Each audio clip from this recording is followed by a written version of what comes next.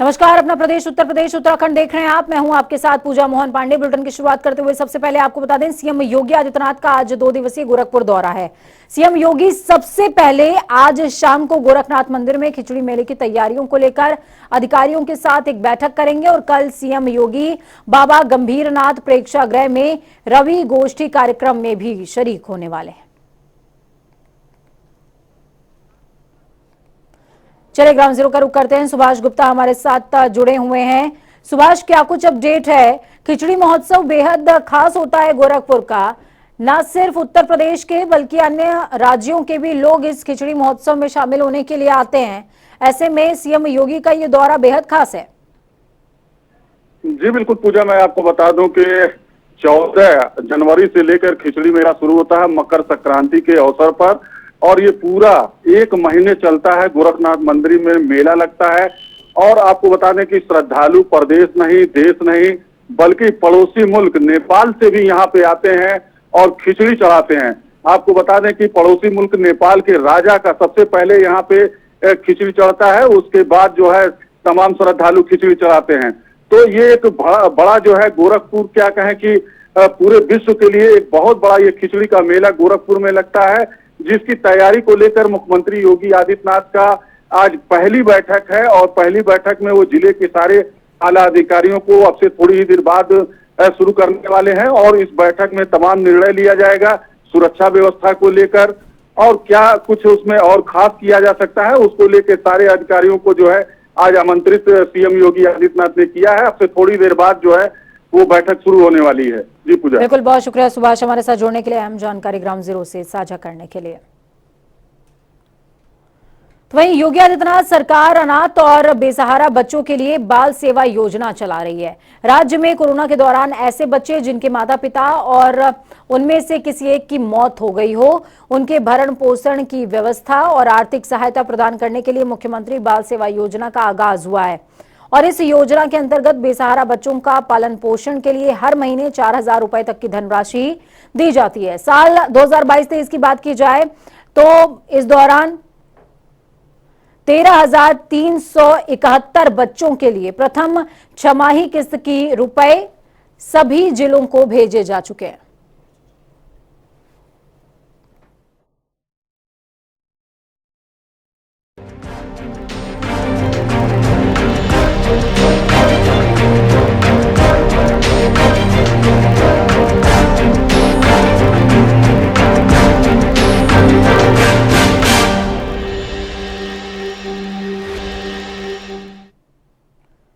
BJP ने सपा के गढ़ को घेरने का प्लान तैयार कर लिया है। मैनपुरी लोकसभा उपचुनाव और रामपुर खतौली विधानसभा सीटों के लिए 5 दिसंबर को होने वाले उपचुनावों के लिए बीजेपी ने अपना प्रत्याशी तय कर लिया है।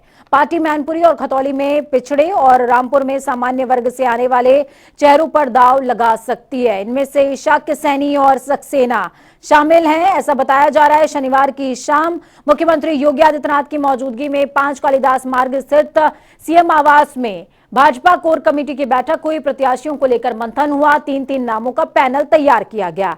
केंद्रीय चुनाव समिति को यह पैनल भेज दिया गया है और अब अंतिम मोहर नामों पर उनकी ओर से लगाई जाएगी।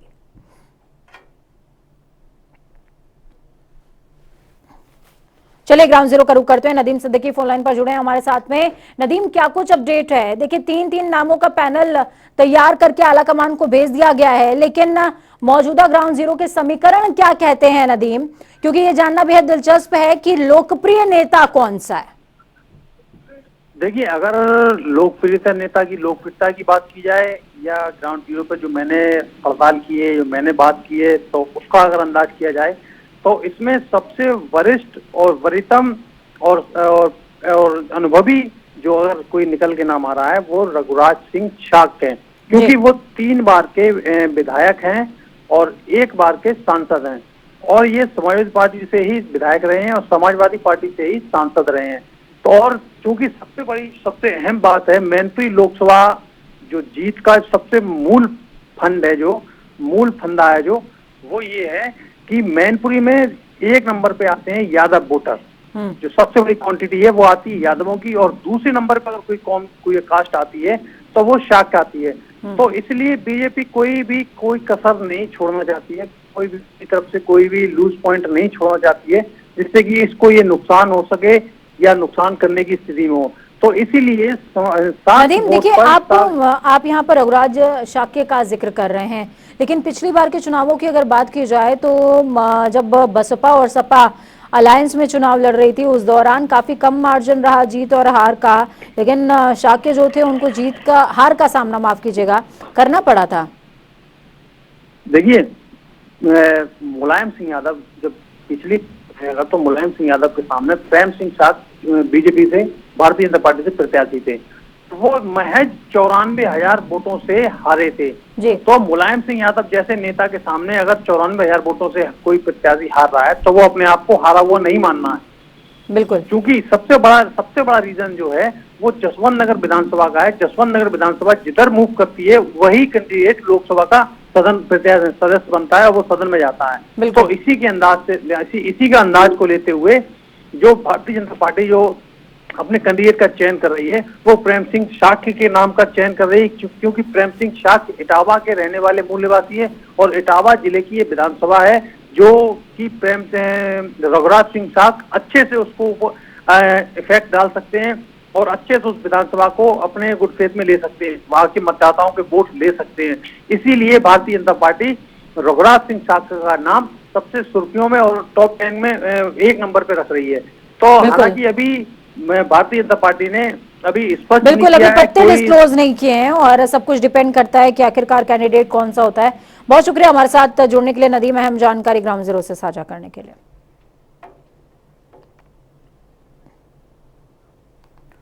यूपी के मैनपुरी में लोकसभा सीट रामपुर और खतौली में विधानसभा उपचुनावों का बिगुल बजने के साथ ही प्रत्याशियों के नामों का ऐलान भी किया जा रहा है। मैदान में सबसे बड़ी टक्कर बीजेपी और सपा के बीच। सपा ने मैनपुरी की तरफ से डिंपल यादव के नाम को सामने रखा, लेकिन बीजेपी की ओर से नाम का ऐलान बाकी है। इसी कड़ी में यूपी बीजेपी की बैठक करते हुए प्रत्याशियों के नामों की लिस्ट तैयार हुई, जिसे पार्टी आलाकमान के पास भेजा गया, जिस पर मैनपुरी से बीजेपी के लिए जिला अध्यक्ष ने बताया है कि बहुत जल्द बीजेपी प्रत्याशियों की घोषणा कर सकती है। तो वहीं सपा से डिंपल यादव के प्रत्याशी बनाए जाने पर सपा की संकुचित सोच इसको करार दिया है।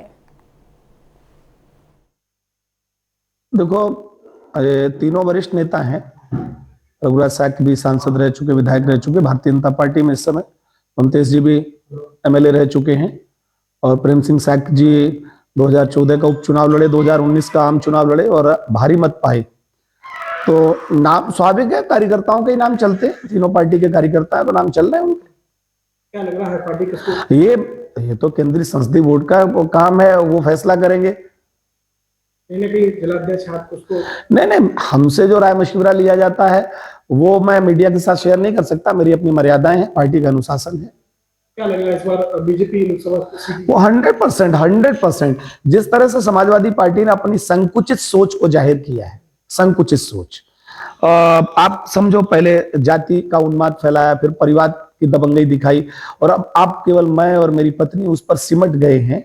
तो ये उनकी संकुचित सोच है। पूरा मैनपुरी संसदीय क्षेत्र इसको जान और समझ रहा है कि समाजवादी पार्टी का कोई कार्यकर्ता अगर ये चाहे कि हम लोकसभा लड़ें तो अब तो उसे, पहले तो ये था कि सैफई कुनबे के किसी के माँ की कोख से पैदा हो, अब तो वो भी नहीं रहा है।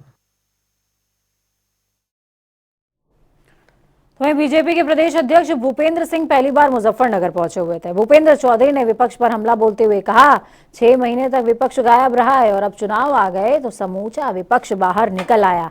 भूपेंद्र चौधरी ने कहा कि बीजेपी धरातल पर काम करने वाली पार्टी है, हम लोग जनता और समाज के लिए काम करते हैं। खतौली विधानसभा के उपचुनाव में पहले की अपेक्षा 2 गुने से भारी मतों से उपचुनाव बीजेपी जीतेगी। 7 साल विभाग संयोजक रहा, 3 साल क्षेत्र में मंत्री रहा। ऐसे मंत्री नहीं जो मंच में बैठे आज, ऐसे कोई मंत्री नहीं, सब कुछ अपने हाथ में। और 10 से 18 तक 10।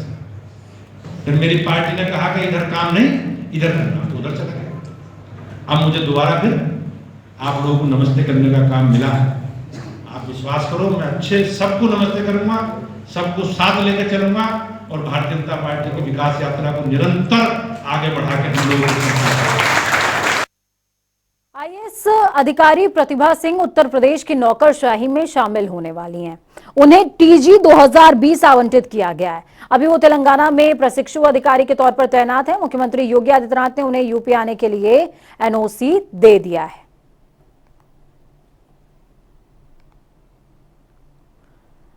वहीं इस बीच उत्तर प्रदेश सरकार भले ही गायों को लेकर प्रदेश में संरक्षण की बात करती हो, लेकिन एक बार फिर से गायों की दुर्दशा को देखकर लोग उत्तर प्रदेश सरकार पर सवालिया निशान खड़े कर रहे हैं।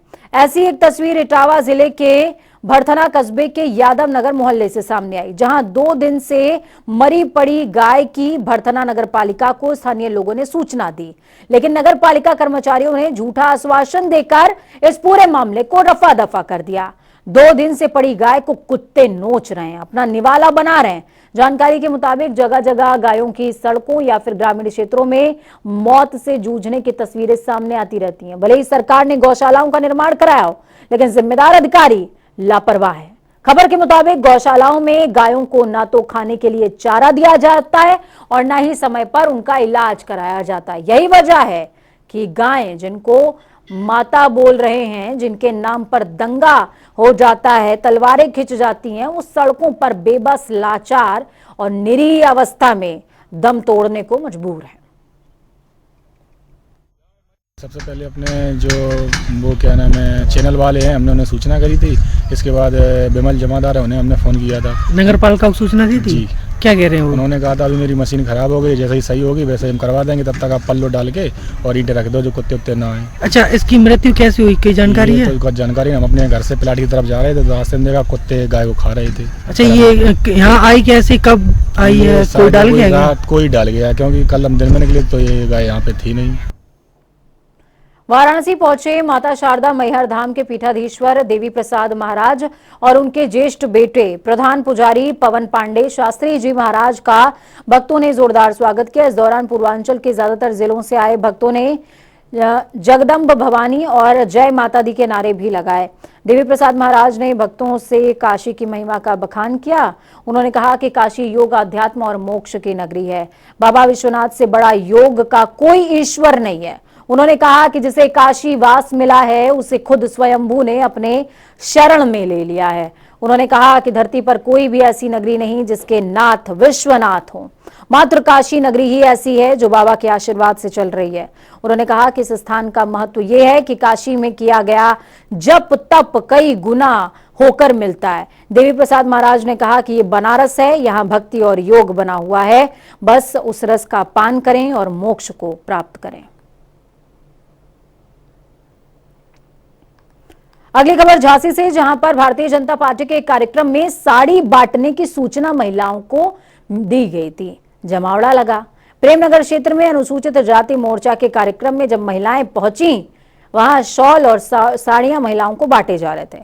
इसे लेने के लिए महिलाओं में छीना झपटी हो गई और देखते ही देखते शॉल और साड़ियों की लूटमार शुरू हो गई। तस्वीरें आपको दिखा रहे हैं, तस्वीरें बेहद आकर्षक हैं। आपने इस तरह का भीड़ और जमावड़ा नहीं देखा होगा। मैं मेरे सहयोगियों से कहूंगी कि थोड़ा सा एम्बियंस को ऊपर करें ताकि आप पूरी वार्तालाप और जिस तरीके से छीना झपटी हुई है उसको भी देख सकें। इस कार्यक्रम में हिस्सा लेने के लिए, माफ कीजिएगा, मोर्चे के राष्ट्रीय महामंत्री संजय निर्मल मौजूद थे, पहुंचे हुए थे। उनके अलावा स्थानीय नेता पदाधिकारी कार्यक्रम में शरीक थे।